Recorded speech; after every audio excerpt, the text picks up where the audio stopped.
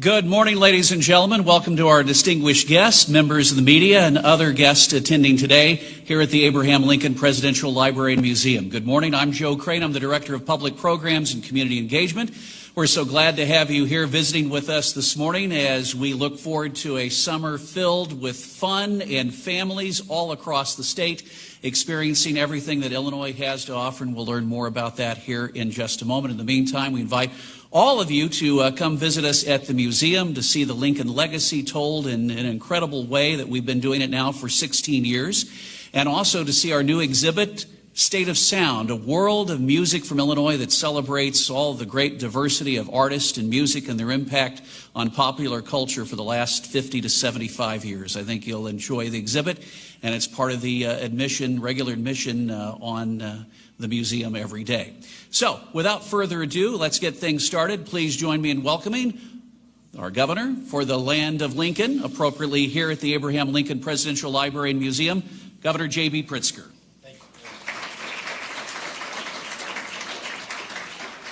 Thank you very much, Joe, and welcome to everybody. It's a very exciting day, and I've been looking forward to this for some time now.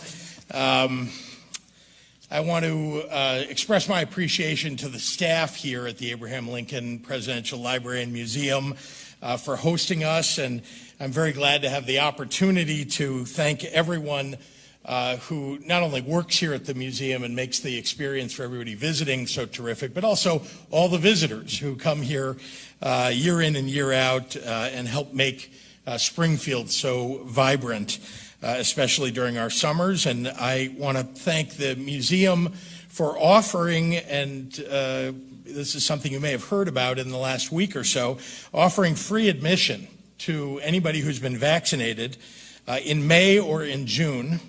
All you have to do is come, and after having your first dose, not even your second dose, being fully vaccinated, you can come and get free admission. It's an exciting incentive for people, and I know that people will be taking advantage of it and already are. Vaccinations are our best tool to truly end this pandemic, and they're available to anyone right now. If you want to get vaccinated, there is no waiting. You can go get vaccinated today.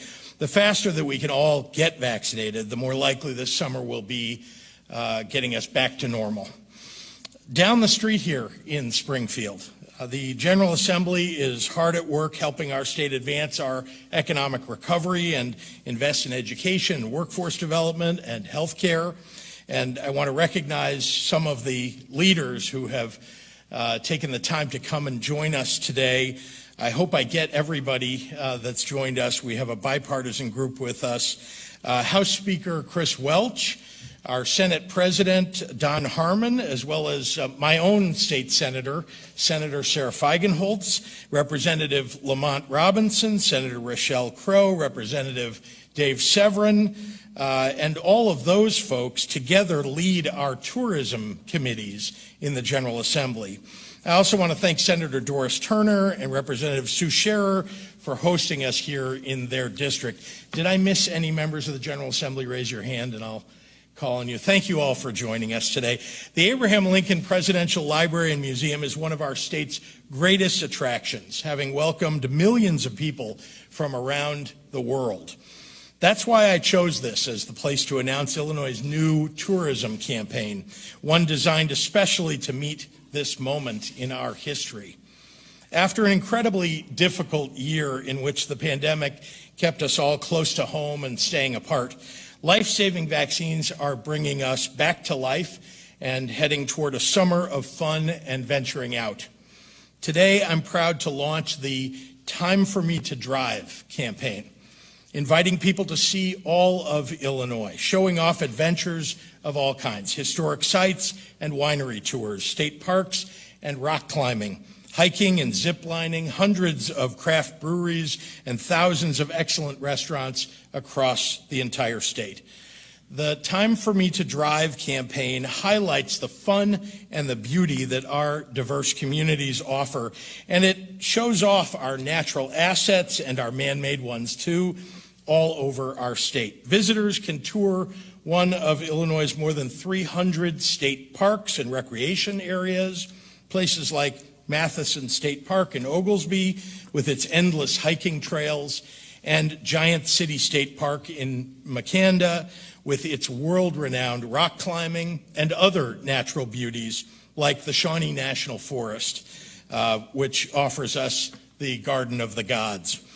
We've got the famous drives of Route 66 and Great River Road, the haunted tours of Alton, the wineries of southern Illinois, and the architectural landmarks of downtown Chicago. And here in Springfield, you can witness history all around you, including right here at the ALPLM, soon to be one of the 2 presidential libraries in Illinois when the Obama Center is completed in Chicago. More and more travelers are ready to get back out there. Recent surveys show that half of Americans plan to travel this summer, and half of them intend to drive. So whether you want to ease your way back into travel or are raring to go, taking the Great American Road Trip is a great way to enjoy yourself and to stay safe. So no matter who you are or how you travel, this campaign introduces tourists to an Illinois they may not have seen before. We're a state that values safety for our own people, and we offer it to visitors from the rest of the world as well. If you want to see the sights, if you want a change of scenery, if you want to travel safely, come to Illinois.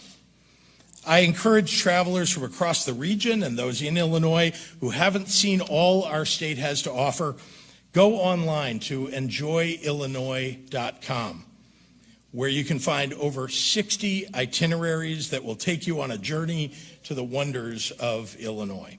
Just as importantly, tourism means jobs. It means more hotel and hospitality and recreation workers getting to go back to work. It means millions of new visitors safely exploring all the amazing things that Illinois has to offer, supporting myriad local economies along the way. I don't want to forget to acknowledge the presence of Jane DeLuce, the chair of the Illinois Council of Convention and Visitor Bureaus, Springfield Convention and Visitor Bureau Director Scott Dahl, President and CEO of the IHLA Michael Jacobson, and DCEO Director Sylvia Garcia. The joy of a road trip is the promise of what's right around the corner. So let's turn that corner together and show everyone that Illinois is the place to start their next great adventure. With that, I'd like to direct everyone to the screen for the first public preview of the first Time for Me to Drive campaign ad.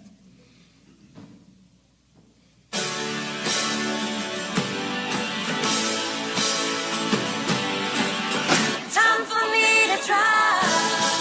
Well, I've got to set myself free. Time for me to drive. That's just how it's got to be. Illinois, home to the iconic Route 66, the Great River Road, and countless road trips to discover. Find yours at enjoyillinois.com. And I'd like to introduce our Director of the Department of Commerce and Economic Opportunity, Sylvia Garcia. Sylvia?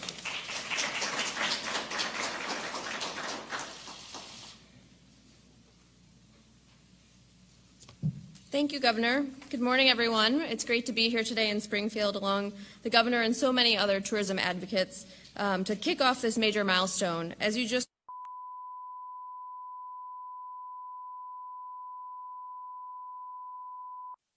byways that connect us all. From Chicago to Carmondale and everywhere in between, there are so many communities to visit on a road trip this summer in Illinois.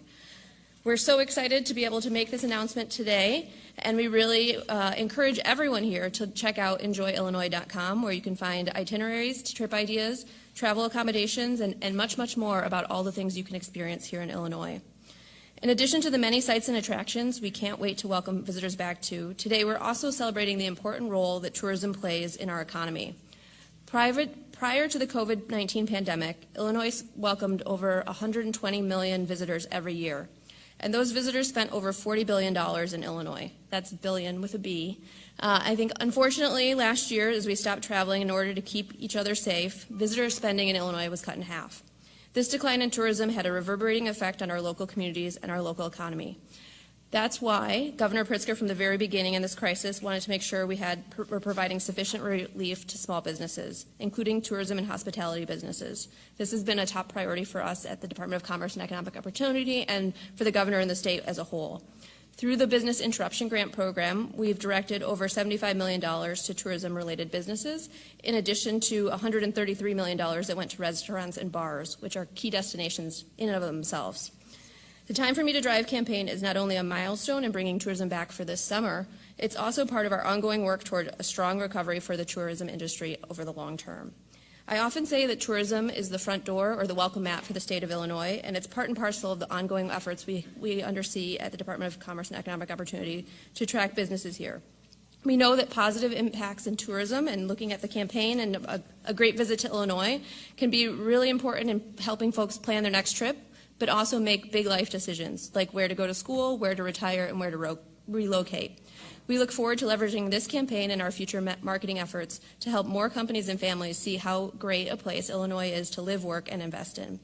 It took many partners to get here today. For months, we've been working very closely with our colleagues at the Department of Health and Department of Public Health, the Convention and Visitor Bureau partners, folks like the Illinois Hotel and Lodging Association, the Illinois Restaurant Association, the Illinois Retail Merchants Association, and last but not least, our great colleagues in the General Assembly, to make sure that we are keeping folks safe and monitoring the latest health and safety data to keep things going.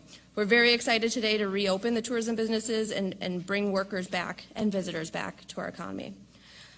Finally, I want to give one last shout out to Carla Flannery and our Office of Illinois Tourism. Their team has really been working hard around the clock on this campaign that we're rolling out, but also making sure that the interests of hospitality businesses and the tourism industry were well represented as we went through this last year.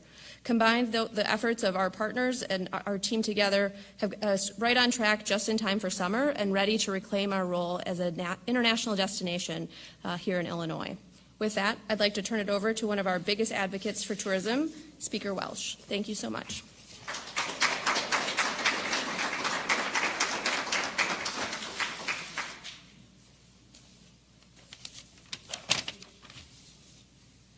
Good morning, everyone. Thank you, Director. Good morning, Illinoisans. It is so great to see everyone here this morning at the Abraham Lincoln Presidential Library and Museum. It is such a beautiful institution. You know, Illinois has been a model for the nation in terms of our efforts to control the spread of coronavirus. And I have to commend our governor and his team for a job well done. Really, after a robust effort to vaccinate as many people as possible with the help of the Illinois National Guard, so many local health departments and the pharmacies across our state, Illinoisans seeking the vaccine have been able to get one, which is so incredibly important to ending this pandemic. We are now able to come here today to focus on rebuilding our economy and drawing back tourists to this great state after more than a year of hardship. It's ready to get out. It's time for everyone to get out and play. We need to maintain Illinois' rightful place as a destination for many key industries. That includes tourism. We are working hard in the legislature to make sure we regain our spot in breaking tourism records here in this state. And that is why, at the beginning of this legislative session, one of the first acts I took as Speaker of the House was appointing a tourism committee chaired by Chairman Lamont Robinson. And they have been hard at work. We are working hard, passing bills like the Rental Assistance Program Act and the Health Equity Bill, and that has moved us through this pandemic to ensure that our most basic needs are taken care of. We're not done yet. We have more work to do in this 3 weeks that we have remaining in session. But it is now time to turn our sights on encouraging Illinoisans and others from the Midwest to enjoy what our great state has to offer. Get in your car, everyone. Drive Illinois. This is a beautiful state. Come visit Springfield. Come visit the Abraham Lincoln Library and Museum. Come learn about the music and musicians that we have here in this great state. Visit our state parks. go to a ball game, throw out a first pitch. Come on and enjoy Illinois. This is a great place. Now I'm honored to introduce my good friend, Senate President Don Harmon.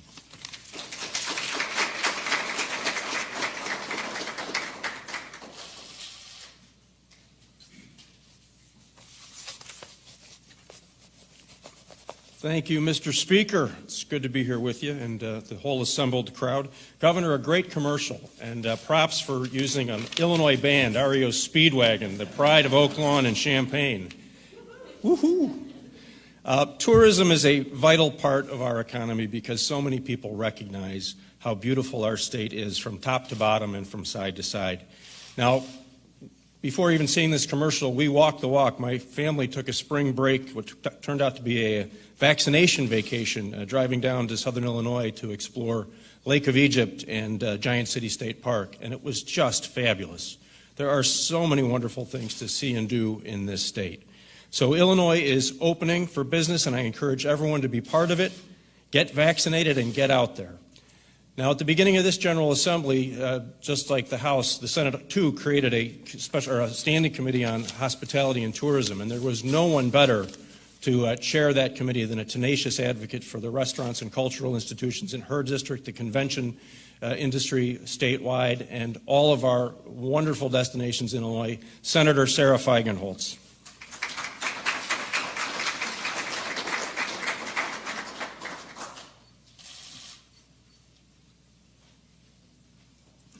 Thank you, Senate President Harmon.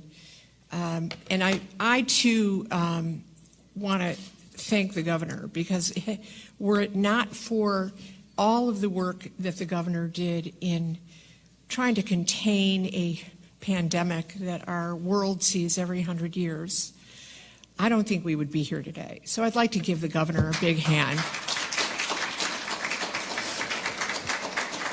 Honestly, to deal with the slings and arrows, Governor, that you had to deal with, I'm just really proud that you stuck to your guns. I really am. So, as my Senate President said, I represent Chicago's lakefront, which is, I believe, a significant destination. Wrigley Field, Lincoln Park, and the zoo, just to name a couple of things, are that were in this beautiful little ad you put together, are in my district. And of course, the restaurant and hotel industry, which is an incredible economic force. I'm not sure that many people realize that the hospitality and tourism industry is the largest employer in the state of Illinois outside of state government. I believe that combined, tourism, hotels, and restaurants drive about, I'd say, 600,000 jobs in this state. And that includes people who work at McCormick Place, our brothers and sisters in labor who depend on conventions to come to the city of Chicago. And Chicago is the convention city. We invented this.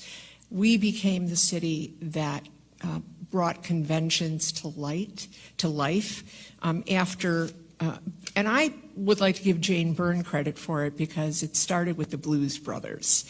Before that, we were sort of a darker city, but right now we have built, as Director Garcia said, an incredible tourism destination where the young millennials that are coming to our city are sitting in the back 10 rows of an airplane, and they already have reservations at our culinary destinations in the city and around the state.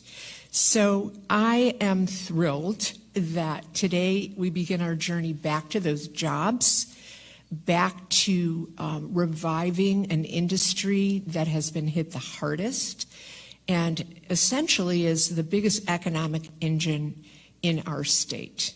I believe that if you go down the supply chain, we're talking about $48 billion of economic activity, not just in the state, but interstate.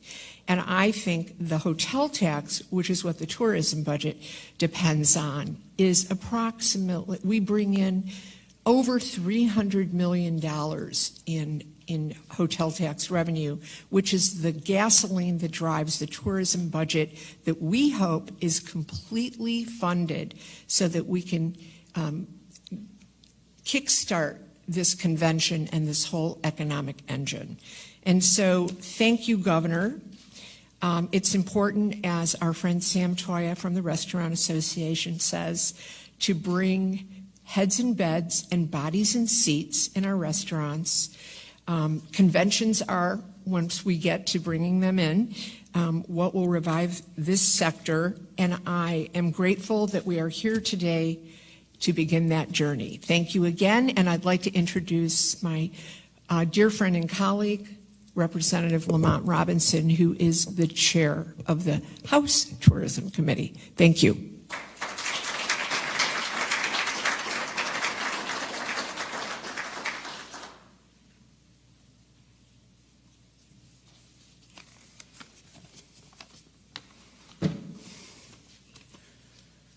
Governor, how do I follow that act? Thank you to Governor Pritzker and Speaker Welch for inviting me here today. As the chair of the House Tourism Committee, I'm excited to be a part of this new campaign. Time for me to drive. I'm also honored to support our most economic engine in the state, as Senator Feickenholtz mentioned, tourism. As others have remarked, it has been a tough year for our state since the start of this pandemic. But I want to thank the governor again for being a steady hand through this pandemic and all the challenges that have faced our state. Governor, also, we want to thank you for believing in science and all of the great staff that you have that has gotten us through, again, these challenging times. It has been particularly tough on our small businesses, restaurants, hospitality industry that rely on tourism to facilitate local economic development and growth. Things are looking up for us in the state of Illinois, and there are great destinations all across our state, from the skylines and great neighborhoods, the fantastic gyms in the city of Chicago, where I represent, to Start Rock and LaSalle County, to the Abraham Lincoln Museum, where we are convened this afternoon. I'm happy to again support this campaign to revitalize our tourism industry and put Illinoisans back to work. I'm excited for the future of this great state and trust that our residents will be excited as well. Thank you for this opportunity. I would like to bring up Springfield's finest, Representative Scher.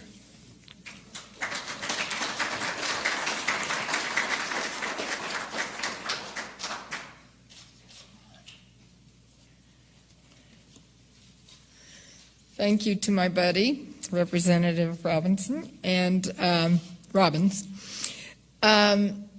I just think it's a very special opportunity for Senator Turner and I especially to be here as the hostesses, I guess you'd say, because this is in our district. And it takes me back to a time when I remember as a child my grandma living at A19 South College, and you know, back in the day it was, you kids go play, we grown-ups will talk. So my brother and my cousins and I, that's what we did on Sundays, is we came and we'd go through the museums and through the Capitol, and just such wonderful memories that I have. So I think that's probably what brought me to this place as vice chair of the Museums, Arts, and Cultural Enhancement Committee. We actually have a committee hearing today, and I love being on that committee. I love everything that has to do with tourism and museums, and it's just such a special honor to represent this museum as part of my district. And my greatest thanks to our president of our Senate and our new Speaker Welch and to Governor Pritzker, because without everybody working together, I wouldn't have had those childhood memories, and I wouldn't have the opportunity to have these wonderful museums in my district. And it all starts with tourism dollars. So thank you so much for everybody realizing the importance of that, because what we put into it, we way more get back than what we put in. So thank you for the opportunity to be here, and I'd like to introduce Michael Jacobson with the motels. Thank you.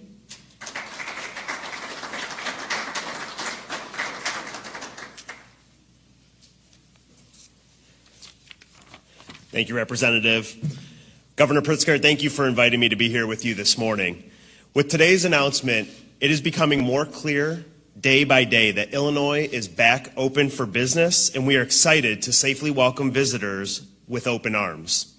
Investing in tourism promotion efforts allows for Illinois to compete in the regional, national, and global marketplaces to get travelers to our great state. We have so many great destinations and attractions to visit throughout the state, and those who are looking to book a summer vacation, particularly those in the Midwest, need to keep Illinois top of mind, and this campaign will put us in the forefront as families consider where to travel. What people rarely realize is that an investment in tourism promotion is an investment in economic development. Promoting tourism helps our economy by getting visitors to stay in our hotels, to eat at our restaurants, shop in our retail stores, buy fuel at our gas stations, and enjoy our amazing attractions. Promoting tourism boosts tax revenues for the local communities and the state, whether it be the hotel occupancy tax, the sales tax, the gas tax, and property taxes, among others. The hotel tax was one of the largest growing sources of tax revenue for Illinois before the pandemic. Promoting tourism improves our state's image by marketing every corner of the state and ensuring people realize everything that Illinois has to offer. Nobody has ever relocated to a state or moved their family or their business without ever visiting that state. And how many times do we hear from people who visit us saying, "I just got back from Illinois. It was amazing there." And promoting tourism puts people back to work. We still have 20,000 hotel workers out of work and laid off across the state who are anxious to get back to work. Convincing travelers to visit Illinois this summer will lead to the rehiring of these colleagues sooner rather than later. Hotels across the state have taken significant steps to ensure the well-being of our staff and our guests, and we are ready to safely welcome travelers to our properties soon. I'd now like to introduce the chair of the Illinois Council of CVBs, Jane DeLuce.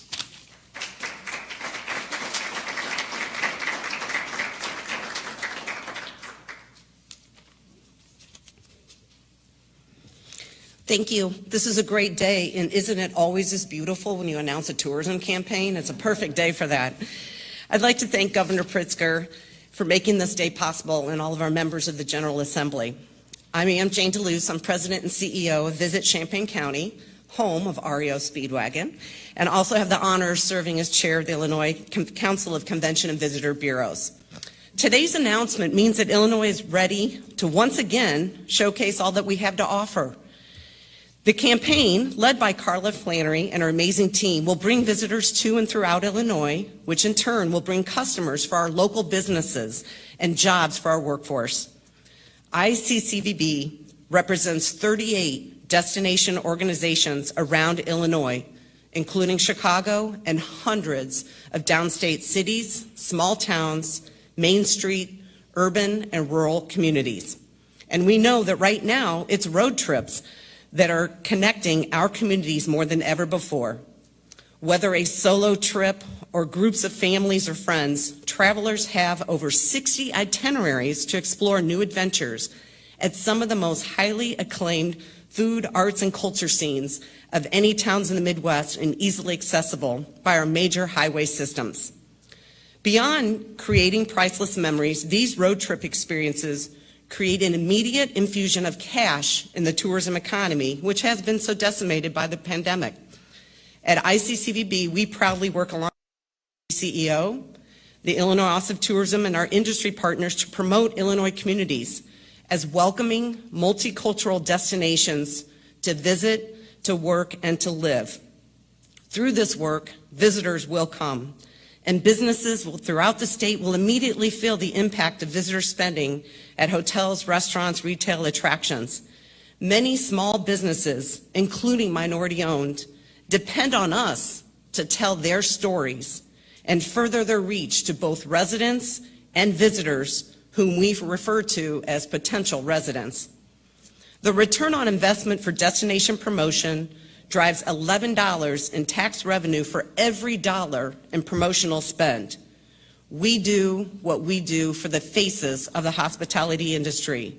We have something that no outside entity will bring to the table, the love of our communities, and as such, directly affected by the results. We are personally invested. Thank you, Governor Pritzker, for making the right choices to protect our safety so we can truly see the benefits today. Tourism is back. We are essential to Illinois' economic recovery, and we are ready to welcome visitors. Thank you, and I'd like to welcome back Governor Pritzker to answer any questions. Thank you.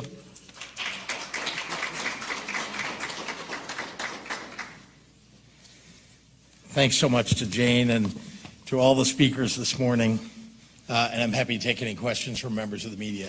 Peter.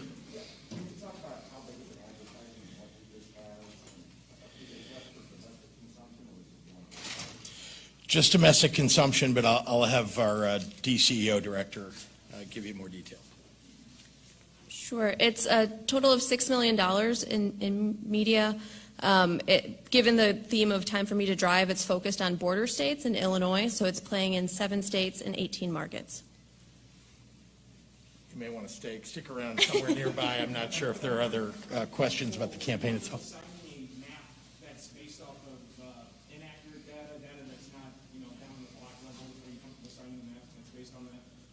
Well, I know that that's still being talked about, worked on, and there is a constitutional requirement that there is a map that passes before June 30. So I know the legislature is working hard to get that done. On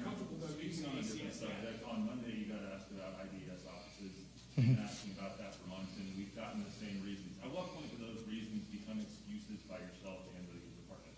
Well, let me start by saying that the pandemic is still with us. Let's recognize that there are offices, whether they're private companies or government offices, that are only partially open or not open yet. We are working very hard in all of our agencies to have schedules for opening. Some are more open than others, but the IDS offices will be opening during the summer. As we move into the summer, there is a schedule that they're working on to open each of the offices. And speaking more to that, there's actually a House Resolution 226 that's going to be talked about today, a bipartisan resolution that would immediately open the offices. Would you be in favor of that? Well, again, we've got to keep in mind that we have health challenges. They're still with us all around the world and here in Illinois, and so we want to make sure that with the work that IDPH does, that we're doing it in a safe fashion. So just saying fling the doors open, that sounds like something that unsafe states do.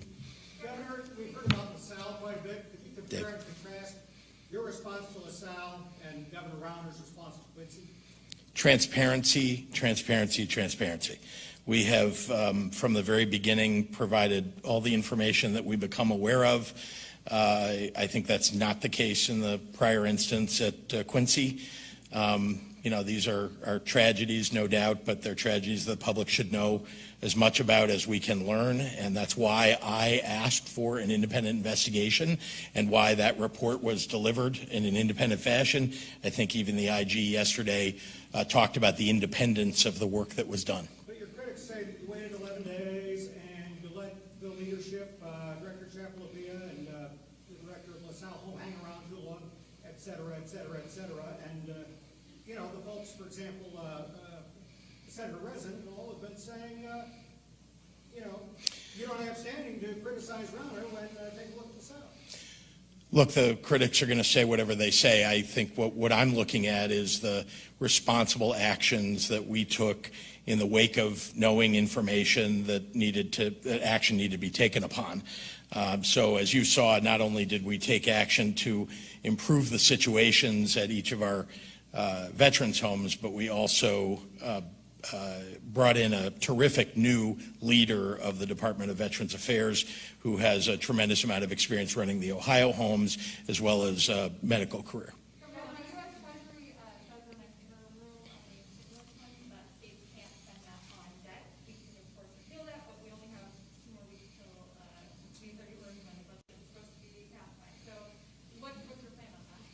Well, the Senate President, the Speaker, and I have committed that we're going to be paying back the borrowing that we took out over the last year to cover our coronavirus expenses. The rules are still being worked on in Washington, as you know, and we are in daily communication with the offices at the Treasury Department that are deciding about those rules. They put out a preliminary rule, and they know, as we do, and this happened, by the way, under the last administration when they had rules around the CARES Act, that there would be adjustments that would need to be made. And so we're following that, trail to make sure that we get everything done that we need to so we can use those. Look, the federal government's sending us dollars and then telling us that we can't then send those dollars back to the federal government to pay for the borrowing that we took out last year. It clearly doesn't make a lot of sense, and so we've talked to the Treasury Department about that. Mark. A lot of the wealthiest Americans saw their share of wealth just explode during the pandemic. Yes. Senator Bernie Sanders said that it would send a terrible, terrible message to voters to reinstate the state and local tax deduction. But you're advocating for that. There are critics who say that would just help the rich. Why is this the right time to reinstate the SALT tax? He only used one terrible, not two. But as far as I know. Look, we live in a state where we know that we have property taxes that are high. As a result of that, there are people in the middle class who fall into this SALT cap challenge. And so we want to lower taxes on, as many of those people as we possibly can.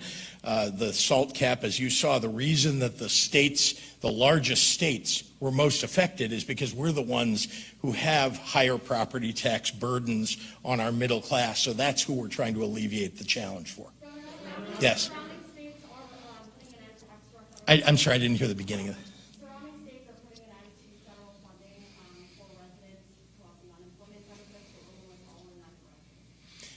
Look, our job here is to make sure that we're creating jobs and helping people to rebuild the lives that they had before the pandemic. And so we're not going to pull the rug out from under people. What we are going to do is make sure that we're creating, promoting as many jobs as possible and attracting people to those jobs. Yes.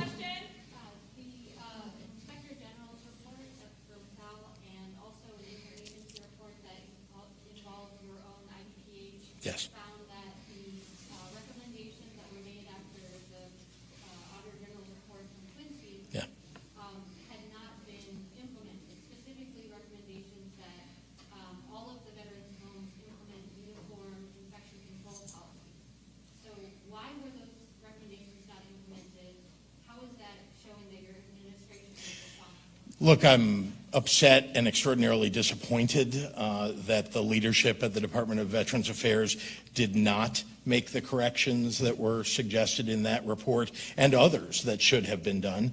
But we've, as I said, we've looked at all of those. We've looked at all of the recommendations and suggestions that came out of the independent IG report, and we've made the improvements or are in process of continuing those improvements under the new leader.